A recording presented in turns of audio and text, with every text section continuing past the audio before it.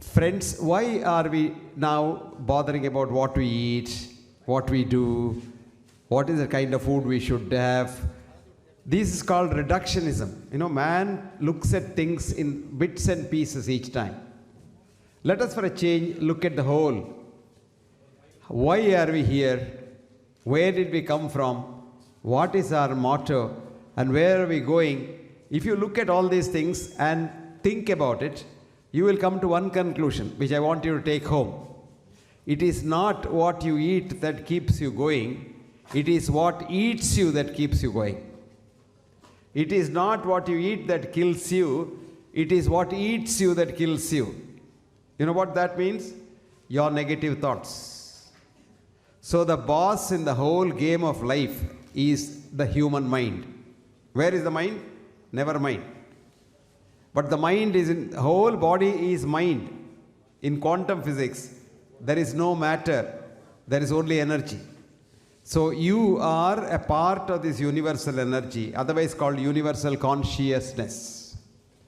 And you and I are so closely related, not by blood, not in family, not in race or language, but the energy that flows in you and the energy that flows in me is identical.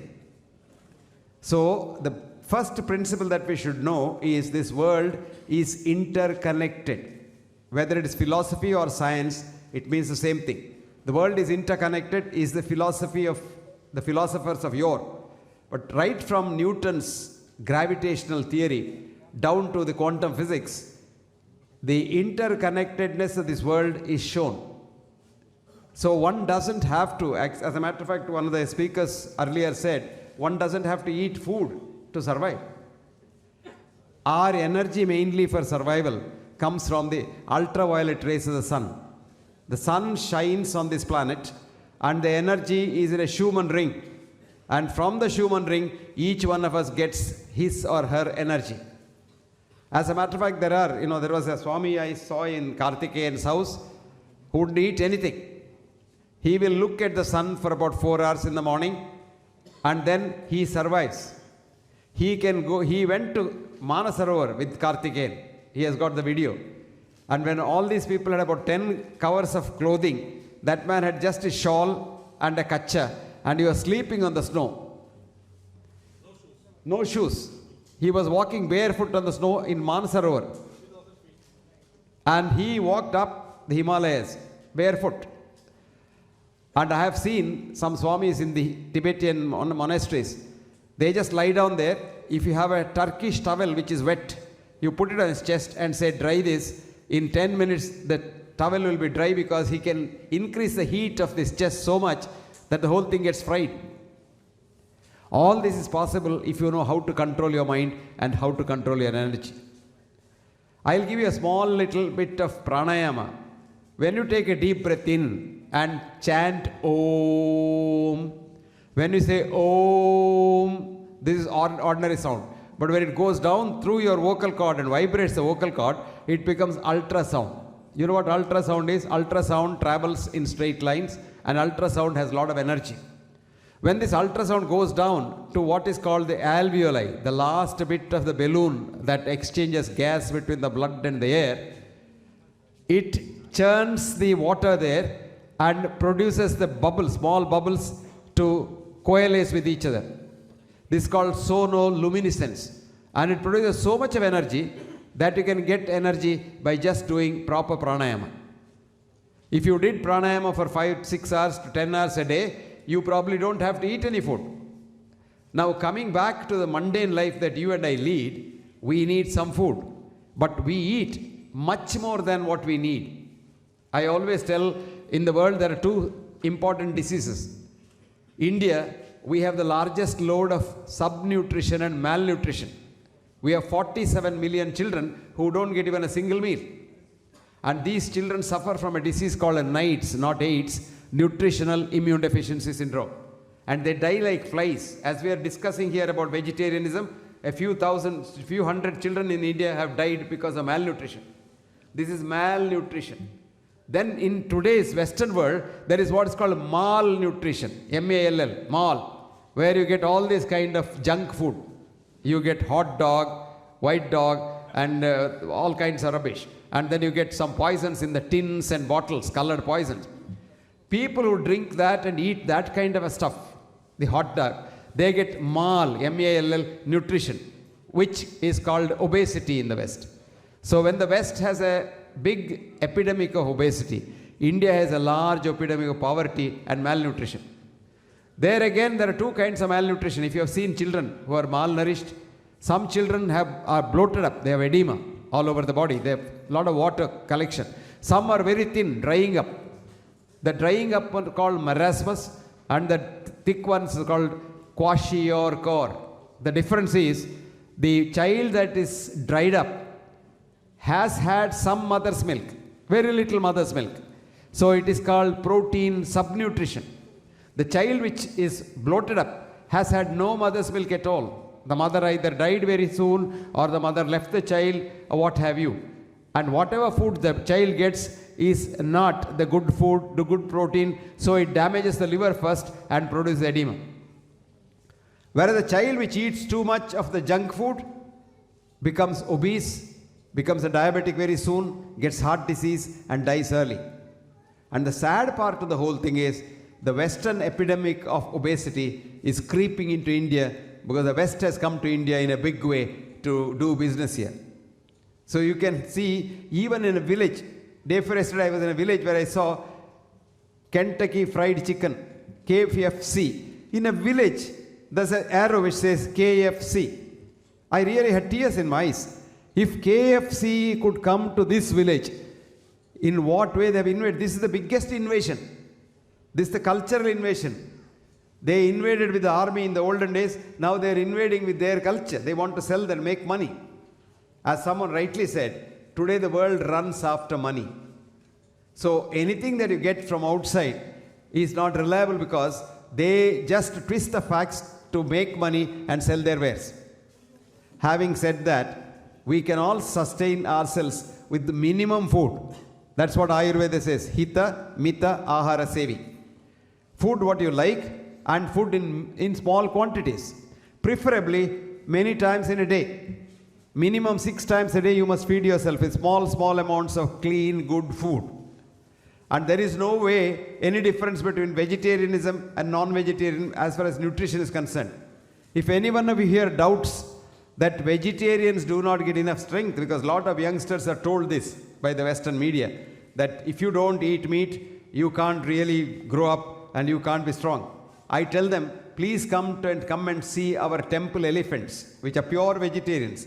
If any one of those people can fight with the elephant and then win the war, I think I will become a non-vegetarian myself. Please remember that even non-vegetarians, even people who eat meat, ultimately get their protein from vegetables only. And if you don't eat much food, you will be healthier. There was a professor of biochemistry in Yale University about 20 years ago. And one of the British prime ministers of yore, who was a champion in writing on anything, had written a book called, If You Chew Every Morsel of Your Food 20 times, you will be very healthy. So there were a few group of fanatic students in the Yale University dormitory who were chewing their food 20 times, every morsel. If you chewed food every morsel 20 times, you hardly end up eating about 10 to 15 grams of protein a day. Because it takes so much time. They couldn't go to class. They had to sit there and chew and chew and chew. And he kept a watch on their health as they went through the medical school for 4 years. And the conventional eating students, at the end of 4 years, he found that these chewing students who ate very little food were much healthier, happier, and tranquil compared to the students who ate the conventional food. So the inference is, we require very little food, and all the food that you need, you get from vegetables. There are more than about 4,000 scientific papers to say that cooked meat is one of the important causes of cancer. But would you believe all these 4,000 papers are hushed up by the industry? The meat industry is so powerful that the whole thing is hushed up. You can eat meat and survive, but that meat should not be cooked. We learn our science from nature, which is called biomimicry, a new science called biomimicry. Look at all the meat-eating animals. They eat raw meat. They don't eat cooked meat. There are two meat-eating animals which we have domesticated, cat and dog. Now, a dog or cat in the forest lives for 40 to 50 years. A cat or dog in your house, where you give it cooked meat and cooked milk, and that lives only for 15 years to 20 years. It has halved its lifespan. So, if any one of you want to be a non-vegetarian, you must eat uncooked meat in its raw state. Now, look at human physiology. We were arboreous, hunter-gatherers, sleeping on the forest and sleeping on the branches or trees when we were hunter-gatherers. And we could eat only what was available there, fruits and probably some vegetables. Now, very interestingly, this was the era when we were very, very healthy. Some records show that we had no illness at all. All that the causes of death were two: A, old age; B, predation. No illness. All the illnesses started in the 10,000 years when we sort of started living in communities and trying to eat not just non-vegetarian stuff, trying to eat each other. That means hating one another. Today our biggest enemy is hatred. Recently, one of my articles was published in the British Medical Journal where I said the cause of killer diseases is your mind. The silent killer in your body is not hypertension or diabetes or cancer, but your own mind. And if this mind is poisoned and it hates someone, your own body gets the damage and not the one who you hate. Let me tell you how it happens. If I can take a photograph of yours with a biophoton camera, I can see every cell of your body, every atom of your body emitting a photon light. And when I look at that, they are so happy, dancing. If all the cells, you have about 120 trillion cells in your body. Each one of these cells loves the other cell. That apart, it loves the cells of others. My cells love Karthikeyan cells as much they love my cells. Now imagine for a minute that I hate Karthikeyan. I want to damage Karthikeyan. I want to pull the carpet under his feet. And I want to get his chair and become the director of the CBI, Central Bureau of Investigation or whatever. Now what happens? My cells get so confused. My cells say, why is this fellow doing this? Karthikeyan is a part of me. Karthikeyan is like a hand or my head or my leg. So why am I harming him? So a time comes after some time, your own cells start hating your own cells. And that is what we doctors call as autoimmune disease. And you would be surprised. I just had this afternoon a SMS from a doctor in Calcutta. She is a very highly qualified doctor, Refa Sipi. She so beautifully wrote, Professor Hegde, thank you for your article on the mind in the Royal College Journal. And I have started using that on my patients with autoimmune disease, and my patients with cirrhosis liver are doing very well. Fascinating. This only goes to show that if we start loving one another, vegetarianism, non-vegetarianism, and things like that pale into insignificance. Ultimately, what is needed is love, universal compassion. And that is what exactly is what is called good health. I'll give you the definition of good health. Good health is not absence of disease. Because the definition of disease, every one of us has a disease. Forget about it. But it doesn't kill you. We doctors connect disease with death so that they frighten you because we want more patients. I'll give you one example how we fool you. We tell you, if you're a diabetic, even if you're a South Indian eating rice, we tell you, you must start from tomorrow eating chapati. Now this creates a lot of problems in the house. The wife who doesn't know how to make chapati, she struggles to make chapati, she can't do it, and she does something which she doesn't like to do. This is very bad. Doing something which you hate kills you. Now the wife, she has to do it because she thinks the doctor has said the husband will live longer if he eats wheat. Now I'll tell you the truth. Wheat contains wheat gluten. And wheat gluten is a directed damage to the pancreas. So wheat goes directly to your beta cells in the pancreas and keeps you a diabetic permanently. That is only disease mongering. I want my business. If every diabetic gets better and if there is no diabetes at all, what does the diabetic specialist do? Did you get the message? So friends, don't believe anybody but believe yourself. This is the most important thing. So health is enthusiasm to work. Get up in the morning and ask yourself, do I have to go to work today? And if you are enthusiastic, you say, I am healthy. 2, enthusiasm to be compassionate. Ask yourself, do I want to help somebody today? Because what does the Sanatana Dharma say? Paropakarartham idam shariram. You are made for the benefit of others. Remember that? You are here for others' sake. And if you did that, you are absolutely healthy. That's what Ayurveda says. What does it say?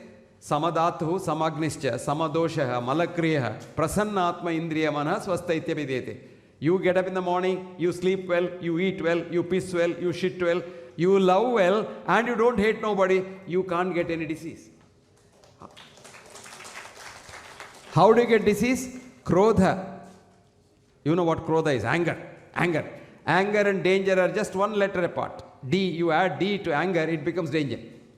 And anger is an emotion which kills you. One of the very important causes of stroke is anger, sudden bout of anger. Krodha, shoka, depression, frustration. Bhaya, extreme fear. Ayasa, exhaustion. Viruddhanna bhojana, here comes the most important part. The wrong type of food at the wrong time. Viruddhanna bhojana. Taponalan. Taponalan is not doing anything, sedentary life. Just lying down, doing nothing, lazying around. Sitting in the chair for hours together shortens your lifespan. Instead of sitting, you stand, you cut your lifespan. If you walk, you lengthen your lifespan.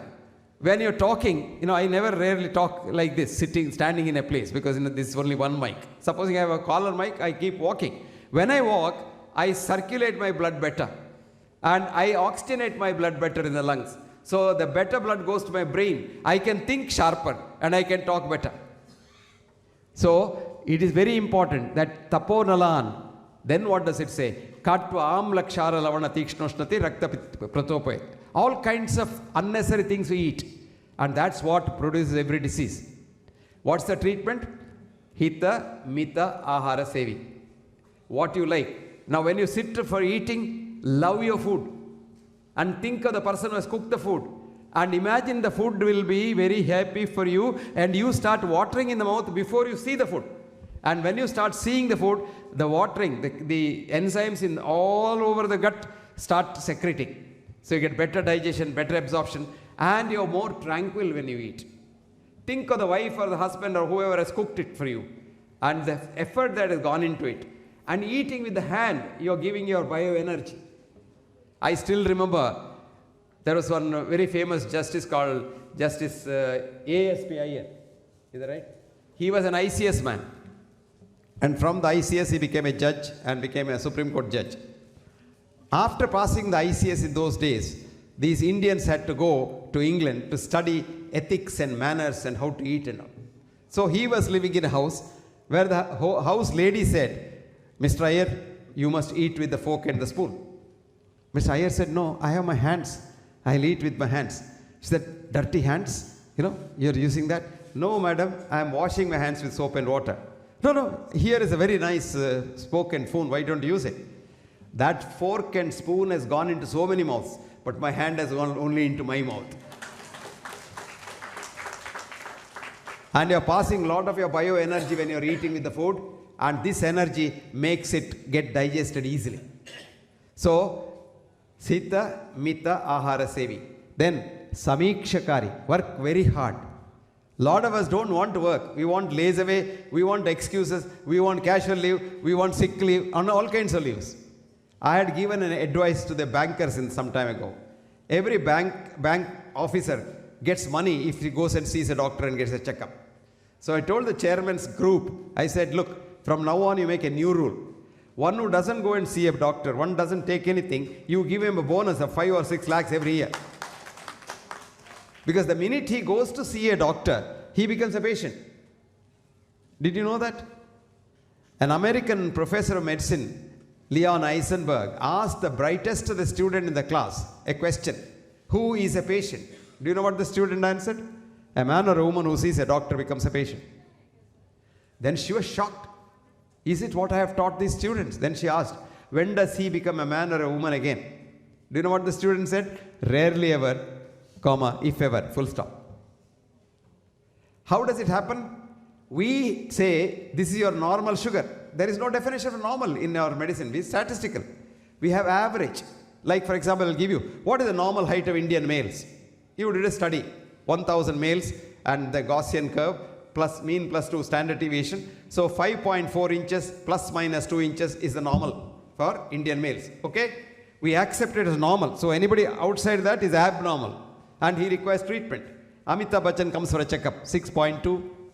So what's the treatment we give? Cut his leg and make him 5.6. And then Jaya Bachchan comes for a checkup, 4.6. What's the treatment? Transplant a leg for a maker also 5.2. This is exactly what we do. Mahatma Gandhi's blood pressure used to be 200 by 120.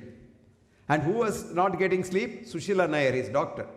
But the old man never took any treatment. And he died of kidney disease, heart disease, blood disease, head disease, and all kinds of diseases. Did he? That would have spared Godse his life if he had died of that. He didn't die. He lived to be killed. So this is what we do. That is what is called average becomes a normal. You get what is called false positive. Remember that? So if you know little statistics, for when you apply disease statistics to healthy people, you get on an average for every parameter checked by the doctor, 5 to 10% false positives. Now remember, now you go for a checkup in the hospital, TBS, your 500 parameters are checked at a given time. So for each parameter, 5% false positive. 500 parameters, 2,500 false positive. If 100 people go for a checkup, 2,500 patients come out. That is why they make you run on a heart day, they make you run on a healthy day, Bupa walk, etc., etc. Because you make people who have not walked at all, make them walk 5 miles on the first day. Their knee joint is going to get damaged and they get pain and they come to the hospital. So one bakrak has come.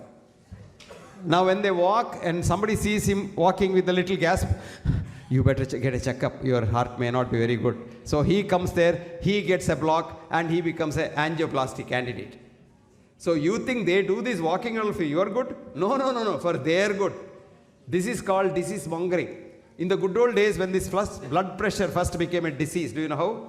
In Germany, some company made a chemical which lowered blood pressure. So how to sell it? So they had what's called a well-manned clinic, a beautiful ambulance, inside which a very beautiful sister sitting with a blood pressure apparatus. And this was parked outside the church on Sunday, outside the mall on weekdays, and outside the holiday season. And it says, come in and check up your blood pressure. So you go in and see this nurse, you get little excited, so your blood pressure goes up. No, I'm not joking, I'm seriously telling you, I'm making it little light-hearted, that's all. Because even if somebody touches you, it's called the alarm reaction, your blood pressure goes up. So when you look at this nurse, and then she ties that puch thing on your hand, and then chuk, and she says, oh, your blood pressure, then finished. Then you're permanently blood pressure because the doctor says, you start taking tablet today.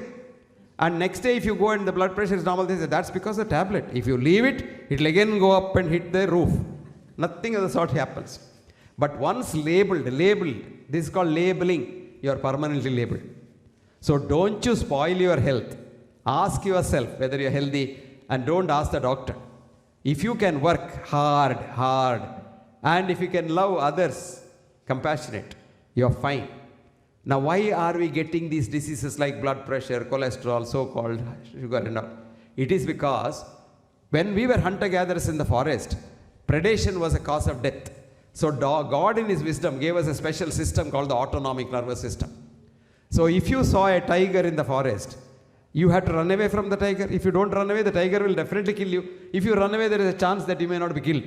So you run. For running, you require energy. Today, P.T. Usha can drink glucoside to run. With the forest, you don't get glucoside. So God said, okay, I will prepare good glucoside. God made the sympathetic system secrete a hormone called adrenaline. And this adrenaline goes to the liver. In the liver, God has kept a lot of gunny bags of sugar as glycogen. So it goes into the liver, releases the sugar from the liver, which is called neoglucogenesis. Actually, Aurobindo so beautifully said, Galen and Hippocrates gave us some hocus pocus in Latin and made us get frightened. So anyway, neoglucogenesis, you get sugar. So you start running, you get energy. Then to run, your blood pressure must go up, so your blood pressure goes up. To run, your heart rate must go up, it goes up, all because of adrenaline. Now when you run away from the tiger, all these things come down. Sugar comes down, blood pressure comes down, heart rate comes down. Today we have transplanted ourselves from that forest into the society, so-called society, civilized society. Civilized society, in my concept, is making man go more towards animal instincts. That's the part. Yes, it's over. Time over. Time over. Thank you very much. But if you want me to complete this whole story quickly, 2 minutes, 1 minute, yes. Now what happens? Today everybody in society has become a tiger. Your boss is a tiger. Your assistant is a tiger. Your wife can be a tiger. Your husband can be a tiger. So you keep seeing these tigers every minute and every day, and your blood pressure goes up, your sugar goes up, your goes up. Now there is no time to run because you can't run away from these tigers. So you have to be there and suffer that. So this permanently remains high, and you die not because of any other cause, you die because of your mind. Your mind gets frightened. So friends, be tranquil, you will live as long as you live. I'll close it with an Irish couplet which says, I eat whenever I'm hungry. This is what you should follow. Never eat when you're not hungry. I drink when I'm thirsty. If heavens don't fall down, I'll certainly live till I die. Thank you.